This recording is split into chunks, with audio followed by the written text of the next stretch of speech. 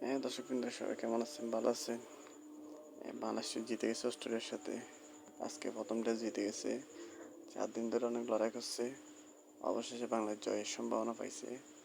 তো সবাই শুভেচ্ছা জানাচ্ছে। আমাদের বাংলাদেশের প্রধানমন্ত্রী তারেক রহমান উনি শুভেচ্ছা জানিয়েছে।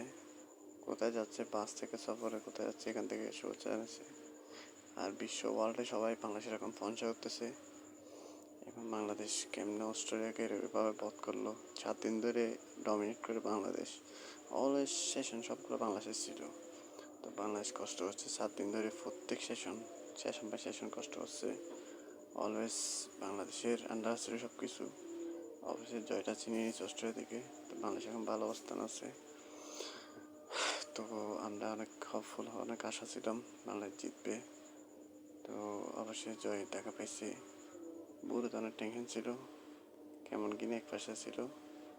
ও অস্ট্রেলিয়া 161 রান দিয়ে শুরু করছিল, আবার 4 উইকেটে 30 রানের একটা পার্টনারশিপ। সেখান থেকে একে একে মিরাজ, এলএস ক্যারি, স্টিফেনকে, তারপর এদিকে কামিন্স সবাইকে বোল্ড করে।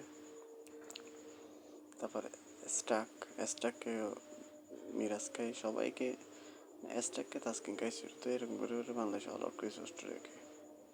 তো অস্ট্রেলিয়া 12/67 রান নিয়েছে। এগুলো নিয়ে বাংলাদেশে 57 রানের একটা টার্গেট দিছে। তো এগুলো বাংলাদেশ প্রথমে তানজিদ তামিম সেঞ্চুরিয়ান প্রথম ইনিংসের ওকে আউট করে দিয়েছিল। জশ হেজলট 1 উইকেট পাইছে। তো সেখান থেকে আবার বাংলাদেশ কামব্যাক হচ্ছে। 10 রানে মক বুঝছো তো। তারপর সেখান থেকে তানজিদ তামিম আউট হয়ে গেছিল। এরপরে আমাদের সাদমান ইসলাম ডমিনেট করছে। এক একটা শট অনেক সুন্দর হয়েছে সাদমান ইসলামের। তারপর সেখান থেকে বাংলাদেশ আরও ভালো হচ্ছে। দর্শক বিন্দুরা, একটা ব্রেক নিলাম মাঝে। তো বাংলাদেশ আজকে ঐতিহাসিক ম্যাচটা জিতে নিয়েছিল। তো আল্লাহ এখন সবাই অনেক পুরো ম্যাচ ছিল।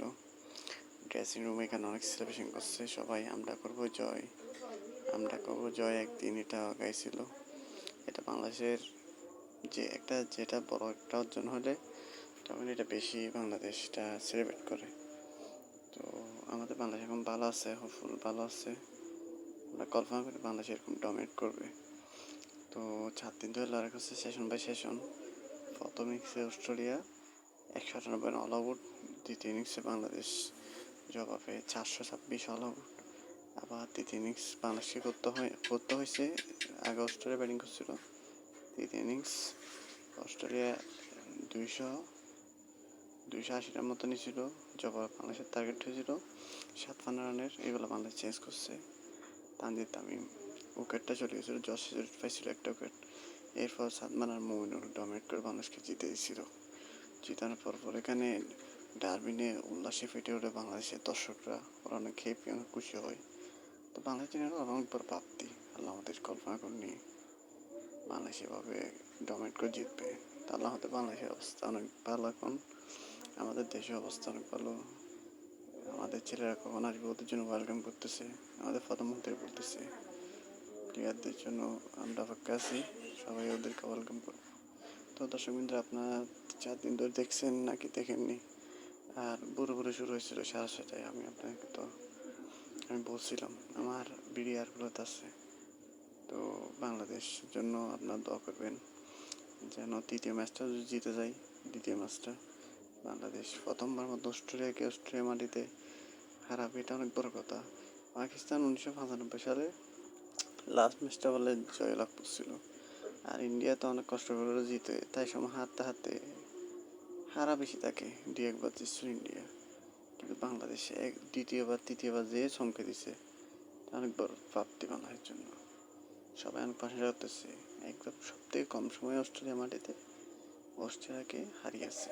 তো এটা এর থেকে ভালো কিছু আর কি হতে পারে বাংলাদেশের জন্য। তো দর্শক বিন্দু, আপনারা সবাই আমার চ্যানেলটি দেখবেন, লাইক কমেন্ট শেয়ার করবেন, বেশি শেয়ার করে দিন। আর চ্যানেলটি সাবস্ক্রাইব করিয়েন। ঠিক আছে দর্শক বিন্দু, আজকে 4 দিন ধরে আপনাকে আমি রেজাল্ট দিছি, অনেক কিছু বলছি। আপনারা ভিডিওগুলো দেখিয়েন, ভালো লাগবে আপনার থেকে। ওকে, আল্লাহ হাফিজ, সালাম আলাইকুম।